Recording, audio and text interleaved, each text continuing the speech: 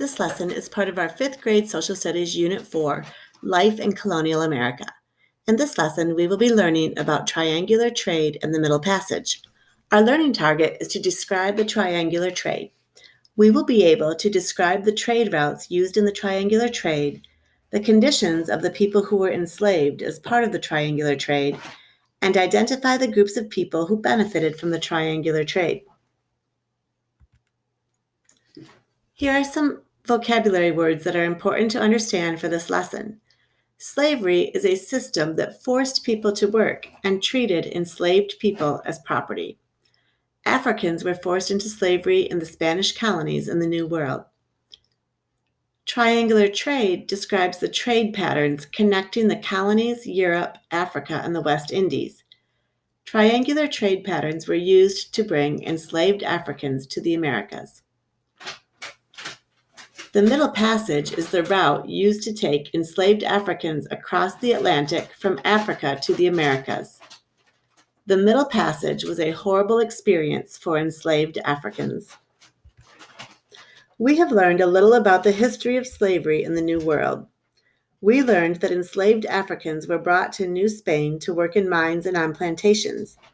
Enslaved Africans were also forced to work on plantations in Louisiana, which was also part of New France. We learned that the first Africans were brought to Jamestown in 1619. We also have learned that enslaved Africans worked on plantations in Maryland and in the Carolinas.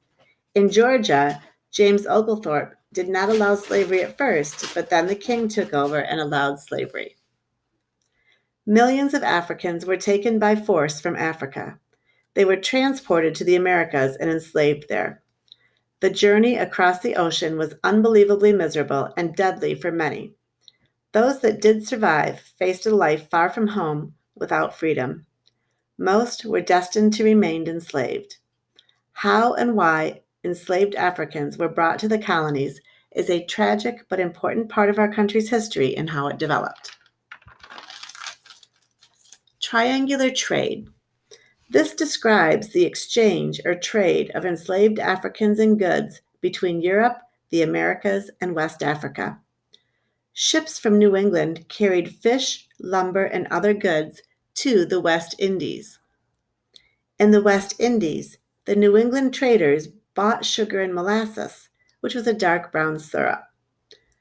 Ships then sailed back to New England, where colonists used the molasses and sugar to make rum. Ships then carried the rum as well as other goods such as cloth, guns, and tools to West Africa. In West Africa, these goods were traded for enslaved Africans. Ships took the enslaved Africans to the West Indies where they were sold. The money was used to buy more molasses and sugar. The route of enslaved Africans between Africa and the Americas became known as the Middle Passage. It was often the middle part of a 3-part triangular trade route. After a long and difficult journey from the interior of Africa to the coast, enslaved Africans were forced to wait in dungeons or other prison-type areas. They could be held in captivity here for weeks, months, or even as long as a year. Enslaved people were commonly branded with the imprint of the French, English, or Dutch company that had purchased them. They would be forced onto crowded slave ships and forced beneath the decks where there was little ventilation and no sanitary facilities. There was no space for standing. People were chained together on their backs. The journey across the Atlantic Ocean usually took from 60 to 90 days. Death rates were high. Between 10 and 20% of those transported died during the Middle Passage.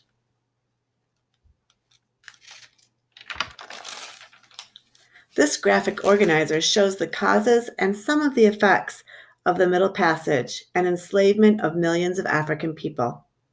The causes were based on a desire for profit. Workers were needed, rum was available to trade, and triangular trade routes resulted.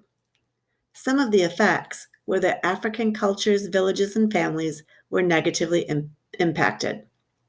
The colonies grew and prospered. The plantation owners in particular made great profit off of the system of slavery. Another effect was that African ideas and traditions were brought to the colonies.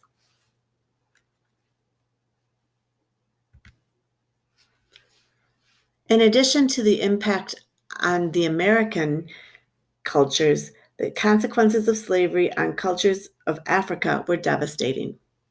Families were broken apart. Villages lost large numbers of people. Cultures lost farmers, artists, and leaders. Farming, trading, and other activities on the continent of Africa were completely disrupted. Conflicts began to arise between African cultures over slavery. The population in many areas went down drastically. Here is a diagram of the triangular trade. The arrows show the direction of the trade that was being made between the three locations. Which box represents the route which sugar was being traded? That would be box 2 because sugar was being transported from West Indies back to New England. Which box represents the route which rum was being traded? That would be box 3. Rum was brought from New England to West Africa. Which box represents the route where lumber was being traded? Box 1 is where lumber would go because lumber was brought from New England to the West Indies. Which box represents the route where guns were being traded? Guns would be placed in box 3. They were brought from New England to West Africa. Which box represents the route where fish was being traded? Fish belongs in box 1. It was traded from New England to the West Indies. Which box represents where enslaved Africans were being transported? Box 4 would be the place we would put enslaved Africans as they were transported from West Africa to West Indies by force. Which box represents where molasses was being traded? Molasses would go in box 2 because it was traded from the West Indies and brought back to New England. Click next to take the quiz over this lesson.